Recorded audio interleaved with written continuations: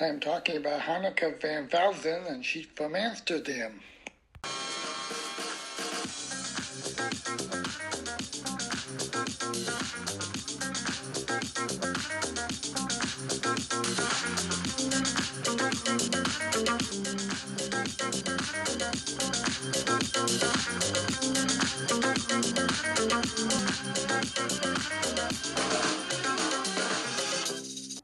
Welcome to the Mind Body Home Show, Growing into Health, where today we have a very special guest coming from all the way from Amsterdam. Her name is Hanneke van Velzen, and I'm so excited to have her today in the studio. Actually, she's in her studio. Welcome, Hanneke. So glad to have you. Thank you for having me. Yeah.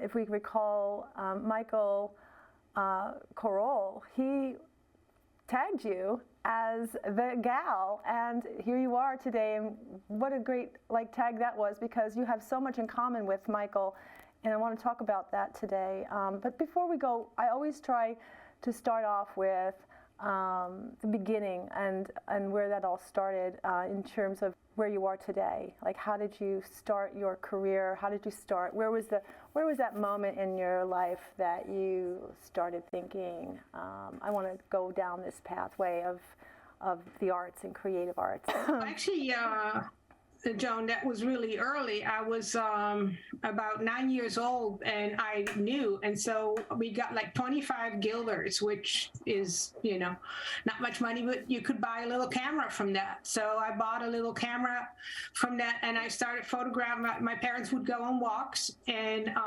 we would go along, of course, and I started taking photographs. And I still have these first photographs that I took. And the moment I photographed that, then I knew that that's what, that was it.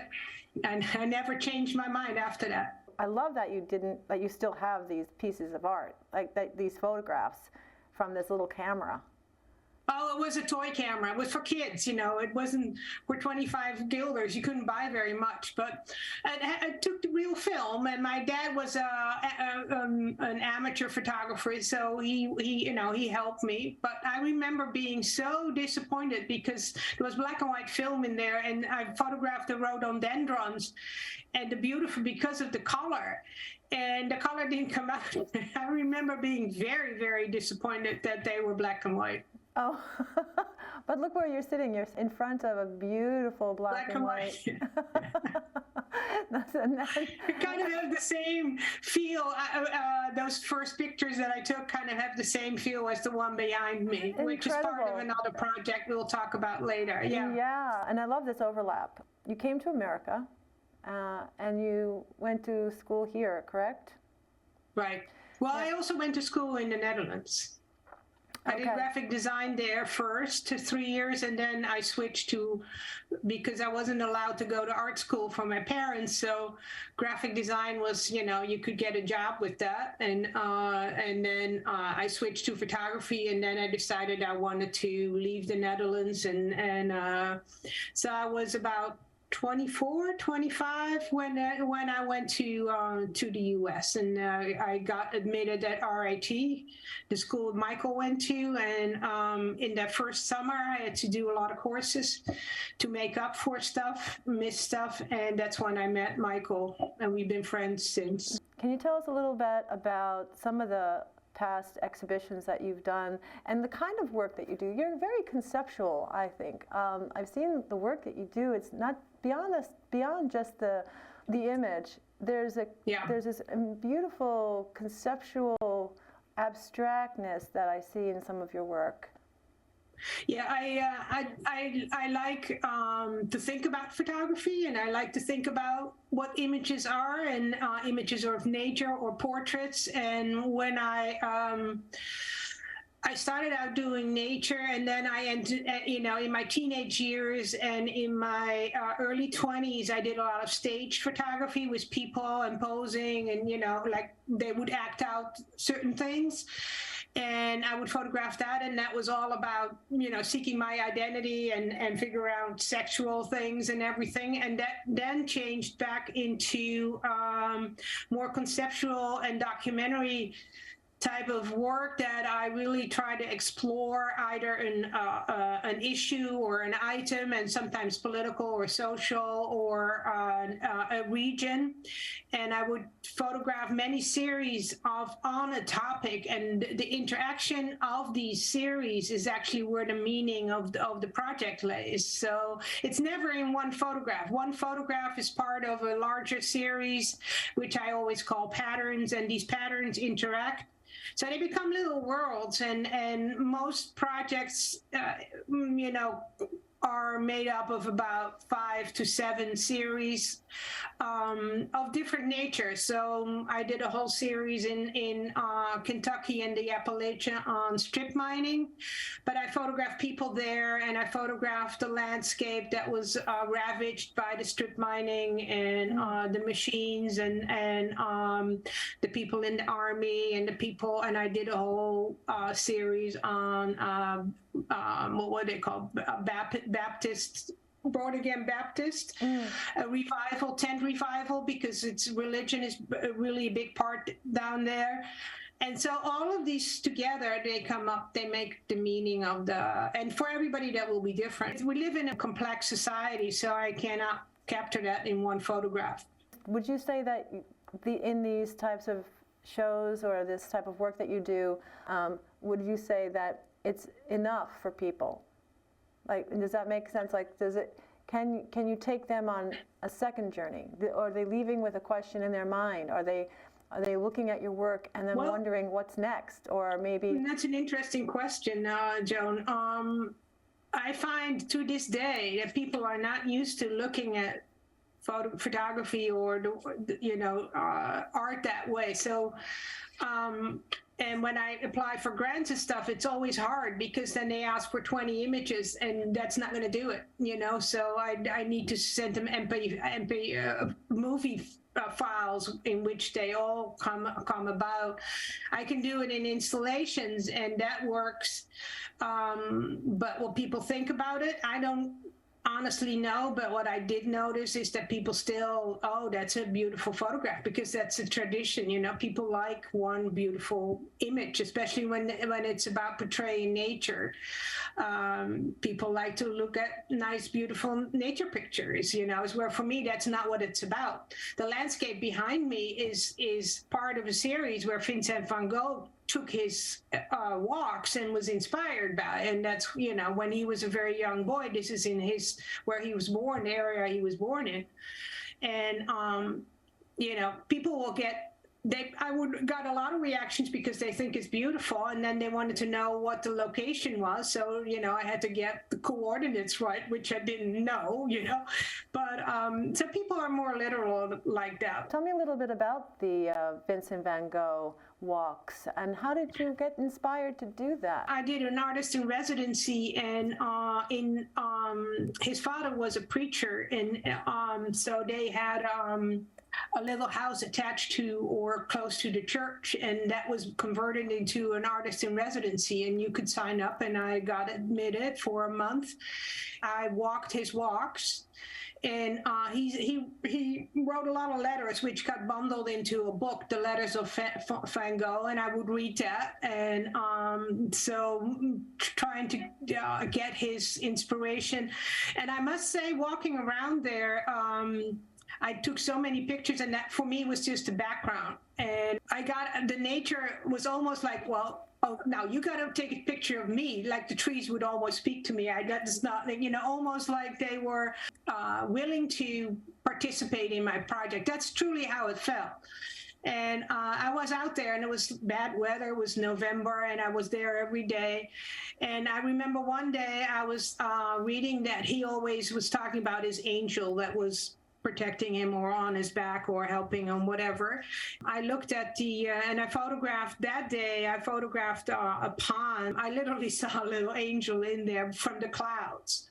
And I thought, okay, I'm doing the right thing.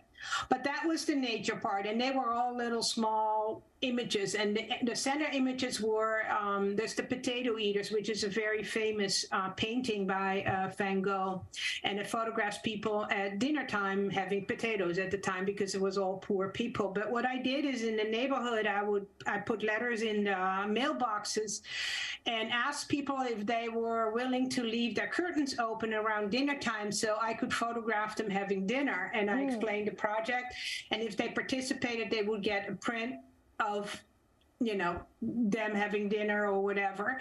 And that was the core of the work, and then the nature was around it, because those were the two things that in my mind were important, because you need to, and that was it. So those were two series that were set off each other. So that's a more simple project about a person, a painter, and about a region, because that area still is not very much changed since Van Gogh. I mean, it's pockets now rather than one area, but it still has this timelessness that was really, I guess, inspiring. So coming to this Mind Body Home, you just recently moved into a new studio. Yes, I did. What was it about the space that you said? Well, first, the most important one is that I really needed a studio. So, I had a choice of two, and the other one was right in front of a parking lot where close to a supermarket. So that would be constantly doors closing and stuff.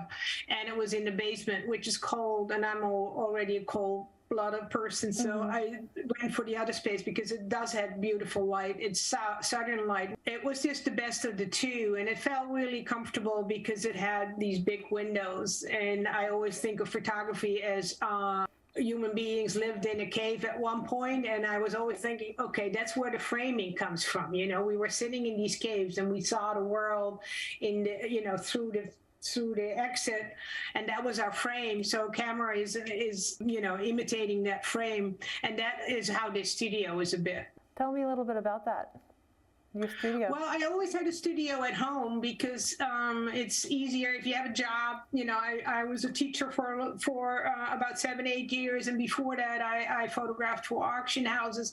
And so if you have little time, I always felt like I need to be close to my work so I can do it. If I have to travel to a studio, then it becomes too much. Now, every day at 9 o'clock, I leave the house and I go to my studio, and then I come home at 6. How does that feel? How does that feel? Yeah, it feels like now, for the first time in my life, I will be able to totally focus on my work. Oh, I love that. When was the last time you were able to totally focus on your work? Never. Wow. Because I always had to make money. You have to make a living. And now it's just like, okay, we managed to downscale, and so, I have a little job, but then, I'm starting a Patreon account to get some money that way, maybe, and selling work, see if the Rijksmuseum is interested. So I'm looking at other ways of making money from my work. And that's a new one for me. I'd like to know what's next. I know this, the Van Gogh project is what's coming up for you. We're working with Michael here.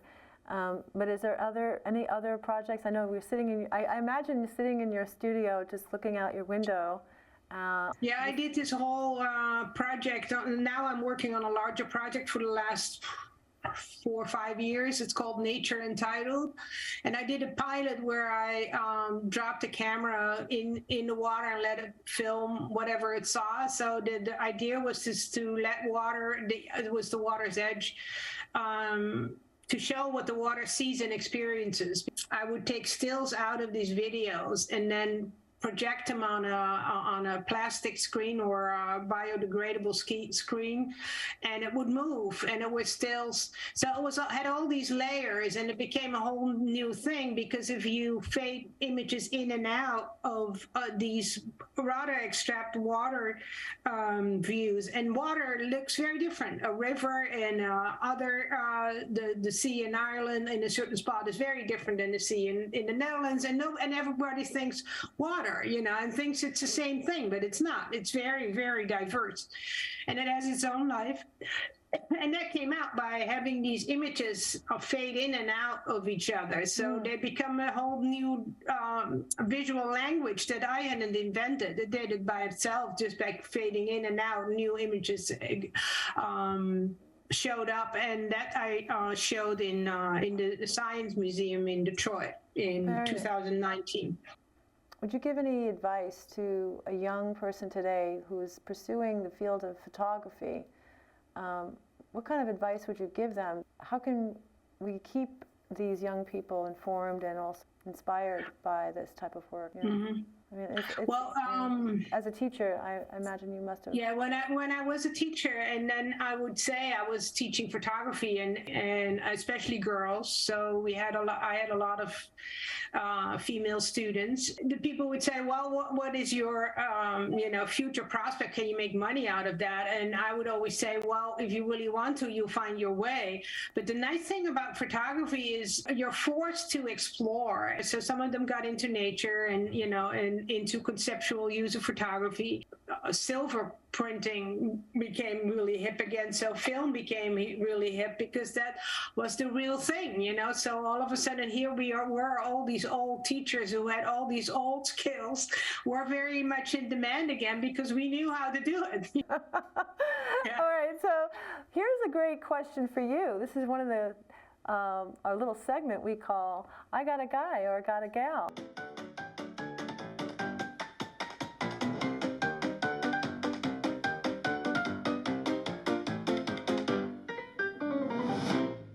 Hanneke, you have a guy, or do you got a gal for us here at the studio today? I have a gal for you, Joan, and her name is Wendy Hirschberg. And we share an interesting beginning. We met because I was always told, "Oh, you just look like," and then somebody, either somebody famous or a nephew or a niece or somebody's mother. And so I decided to do a look-alike project, where I would photograph people who looked like me as an alternative self-portrait type project. And so for a couple months, I was on the lookout for people who looked like me. And I saw her in a gallery opening, and she looked like me somewhat, Wendy did. And so I approached her if she wanted to be part of my project, and she did. And she had a lot of actually Dutch friends, so that was a nice connection as well. And we stayed in touch ever since. We all kind of lived the same life. We did our own art, and then we had jobs. And so she was a diversity consultant for Ernst & Young, and I photographed for auction houses. That was my day job, say. And she's always been a sculptor, and now she's working with puppets and does shows, and she'll tell you all about it because I don't know all the details. But she's still very active, and race and ethnicity and all that and gender because of her job are very important to her. So tag Wendy, you're it. And we'll be giving you a ring soon. Yeah, she's originally, which is another reason I thought of her, is because she is originally from North Shore. Yeah. That's good. We're going to come, we went to the Netherlands, and now we're coming back to New York.